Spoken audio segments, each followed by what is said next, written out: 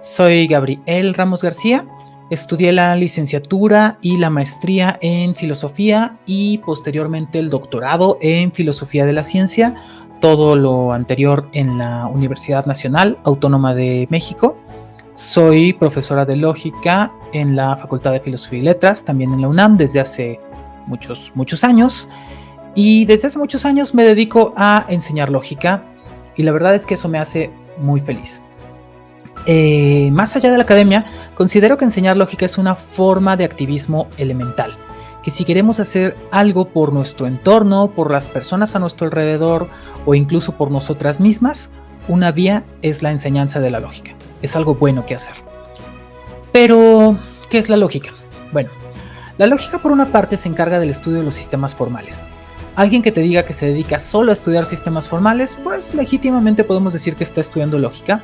Pero esto no necesariamente es algo muy ajeno al pensamiento de las personas en la vida cotidiana. La silogística, por ejemplo, ya es un sistema formal y es bastante accesible a cualquier persona. De igual manera, existen manifestaciones de la lógica proposicional y la lógica de predicados que ya son rastreables en entornos que no tienen que ser muy especializados. Eso por una parte, el estudio de sistemas formales. Incluso diría que en extenso, las formas en que ordenamos nuestros argumentos ha sido una característica de la lógica. Pero otra característica que es probablemente la más distintiva y la más importante es que se preocupa por razones a partir de las cuales presumimos que algo es consecuencia de algo, que bajo algún esquema de hilación se sigue de manera legítima una información de otra. Este aspecto, el de revisar la relación de consecuencia entre dos cosas, es probablemente el más distintivo y el más importante de lo que es la lógica. ¿Y qué utilidad nos reporta estudiar lógica?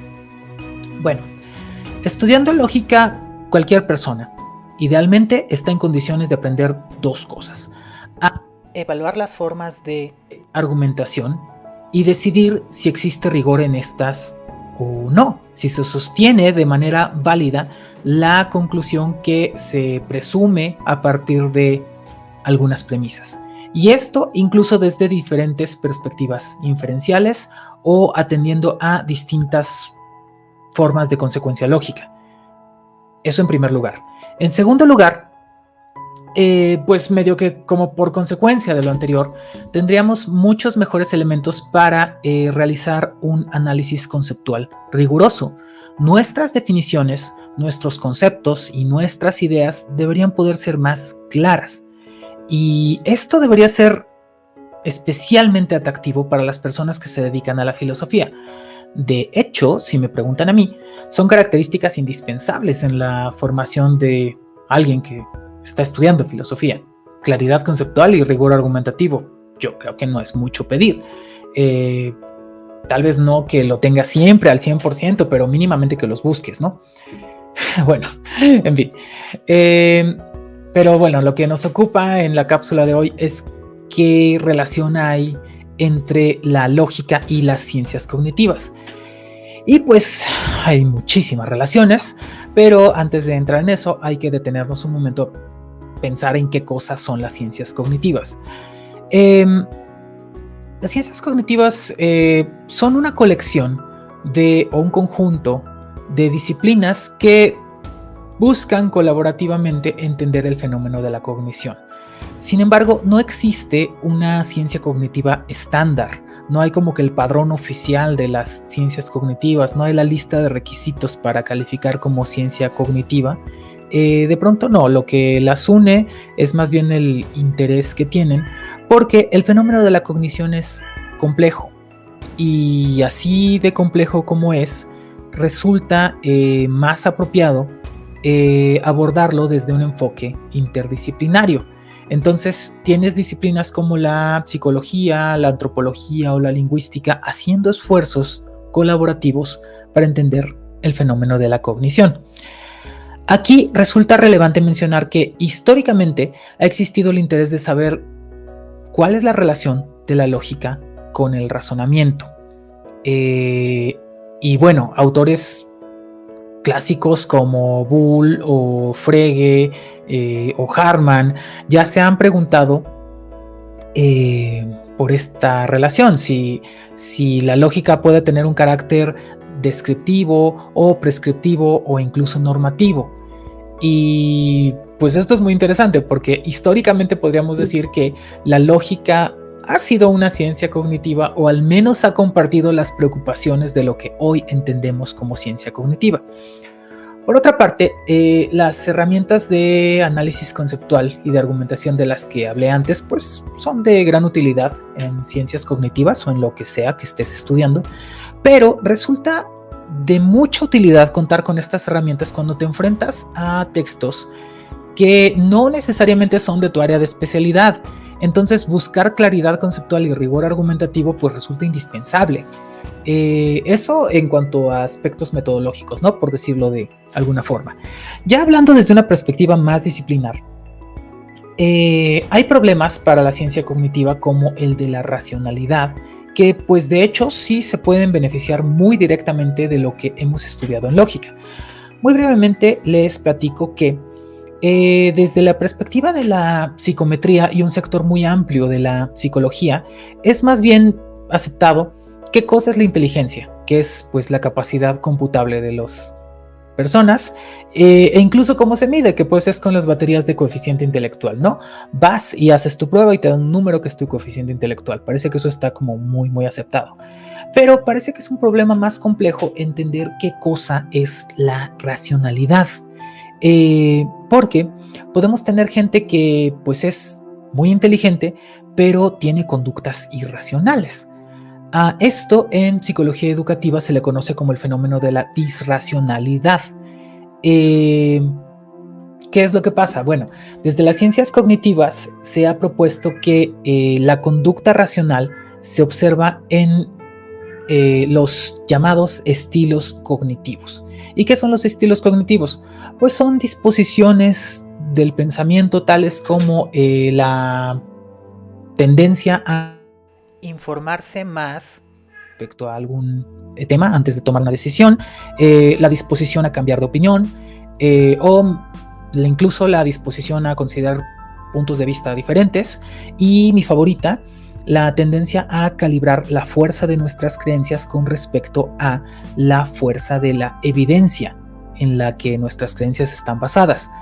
Entonces, estos estilos cognitivos son los que se han asociado a la conducta racional y no son comprendidos de manera enteramente satisfactoria por lo que se ha llamado inteligencia. Sin embargo, explicar qué son los estilos cognitivos es algo que todavía no está muy claro. Entonces, ahí es donde entra la lógica, específicamente la lógica contemporánea. ¿Por qué? Porque integra elementos que la acercan mucho más a cómo es el pensamiento complejo de las personas.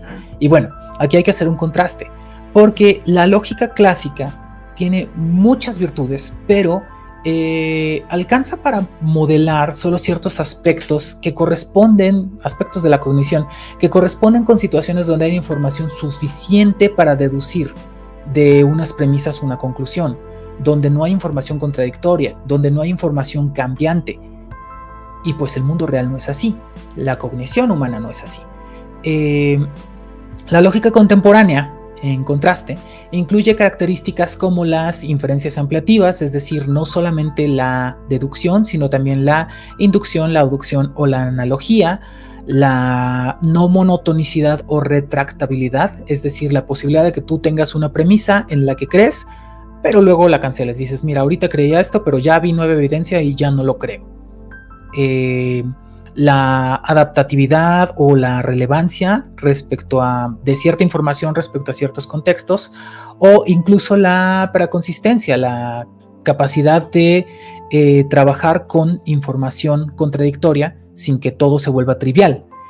Entonces, la lógica contemporánea cuenta con condiciones que la habilitan para lograr la mejor comprensión de un contexto, y esto se traduce en entender o contar con mejores condiciones para entender las situaciones en las que las personas hacemos inferencias. Entonces, estas características de la lógica contemporánea o de la lógica filosófica ayudan mucho a otro aspecto de las ciencias cognitivas, de los estilos cognitivos o estos esfuerzos que se están haciendo para entender qué cosa es la racionalidad humana. Y bueno, no es así tan sencillo como que tú digas, mira, hay un problema en ciencia cognitiva y lo voy a resolver con mi tabla de verdad o con mi modus ponens. No, sino que hay que entender la naturaleza del problema al que te estás enfrentando, en este caso, como decía, el fenómeno de la racionalidad, y de qué forma la lógica filosófica puede explicar lo que está sucediendo en distintos contextos. Si los agentes hicieron una inferencia inductiva, abductiva o deductiva, o por qué se equivocaron al pensar tal o cual cosa, si de pronto tomaron decisiones con base en unas creencias o en otras, si primero creían una cosa y luego cambiaron de opinión, si su información de pronto contenía información contradictoria. En fin, todo esto lo hace la lógica contemporánea ya, y sin duda alguna puede ayudar mucho a enfrentarnos a los problemas de las ciencias cognitivas. Y bueno, pues eso básicamente. De modo que les invito a que sigan estudiando lógica y sigan promoviendo la enseñanza de la lógica y sigamos investigando lógica. Creo que es lo mejor que podemos hacer.